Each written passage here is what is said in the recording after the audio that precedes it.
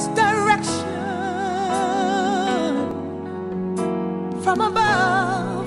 We need a word from the Lord, a word from the Lord. That we understand that our days are numbered, and we have to learn to redeem the time. Somebody in the world turn this phrase, call me Neil. Anybody know what that means? Seize the day. Yes, Lord. All right. Seize today, because you never know if you'll have tomorrow. Seize today. Oh, because you never know what tomorrow will bring. You don't know how old you're going to live, but you do know one thing, is that your life is passing away. I used to have a habit of every morning reading the obituaries, and in the obituaries every day I saw somebody who died who was my age. At least one person. At least one person. Life is passing away. Say to your neighbor, neighbor, call neighbor, life is passing away. And if you know that it should make a difference on how you live, they say in the world, carpe diem, seize the day, which normally means to go and pursue your selfish needs. Go and pursue your bucket list. Oh, Lord. Everything you want to do before you die. But I want you to get a new bucket list. All right. Under the context of Christos Diem.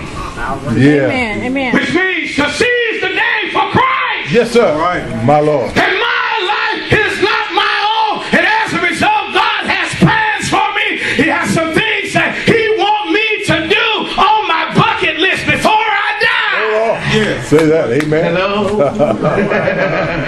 Yes, Get a Christ a bucket list.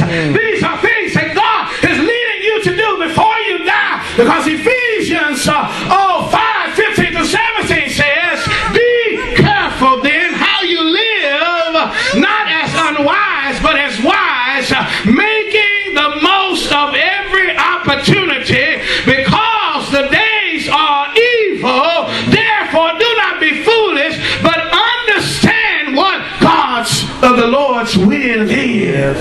Do you understand what God's will is for your life? Do you understand? Do you know what God has called you to do for your life? Or are you like me, where you're spent a whole lot of your own time pursuing your own selfish wants and desires? Oh, Lord. Help us, help us. That's how it was. I was somebody that was not living the will of God, and I was in the church. All right. I spent most of my time in the church doing everything but the main thing that God was calling me to do, which was to preach His word. I was rebellious against God. I didn't want to do what everybody else saw on my life. They said, and they saw, the older folk could see it on me. They said, this is what God has called you to do. You need to preach, and I would do everything but preach the word. Right here. Oh, Lord. Hello. My Lord. What is it that God is calling you to do? What is God's will for your life? Do you have purpose when you wake up in the morning? Do you love to go to work? If you don't love to go to work, you're probably not doing what God called you to do. Lord help. Oh, Lord. Woo, that's deep, isn't it? Yeah. Because I've been there. I know how it is. I was in church all Sunday and even Sunday night, and I used to drag Sunday nights after the service because I had to go and work for the man. But that was not God's will for my life. I was not into Christos Diem. I was pursuing my own will. But God had a different plan for my life. And because I pursued what God had planned for me, now I have some great things happening in my life. My Lord. Some miraculous things happening in my life. Some stuff that shouldn't be happening. But because each day I'm into Christos Diem, I seize the day for the Lord. Amen. Yes, Lord. I seize the day for the Lord.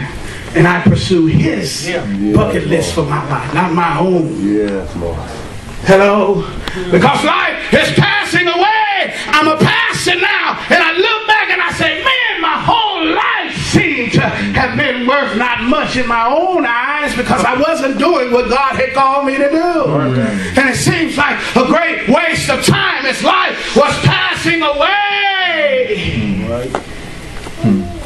And if I number my days like some of the funerals that we have, I have 3 to almost 15 years.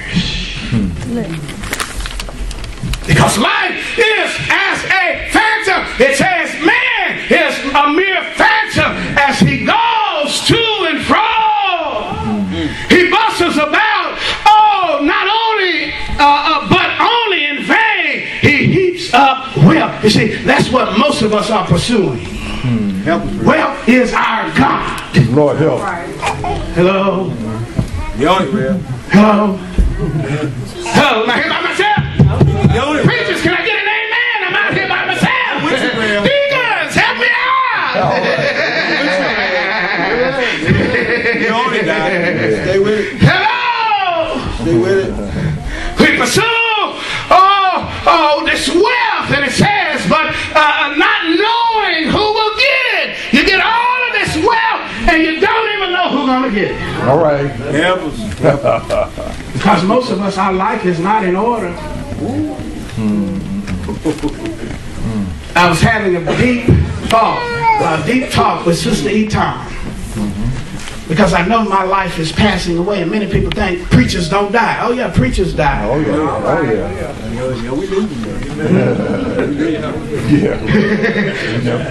And I told her, you're not going. I don't want to make myself look bad in my death. If I leave her a pauper, we have enough to put me under the grave, but that's it.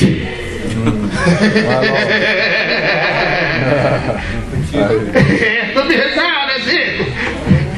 But I want to leave her an inheritance.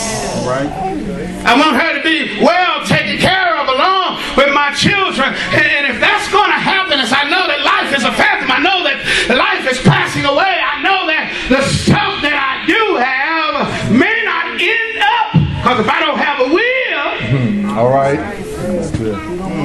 hello? You're right. There's no telling where my wealth or my money will go. Hello? If I don't have Sister Etern on the right paperwork, some of y'all have single paperwork. You done got married, you better change that stuff up. All right. It shouldn't be going to mama no more. It should be going to wife. Yeah. Hello? God is saying, get your house and your life in order. You will die. Life is passing away. You are a phantom.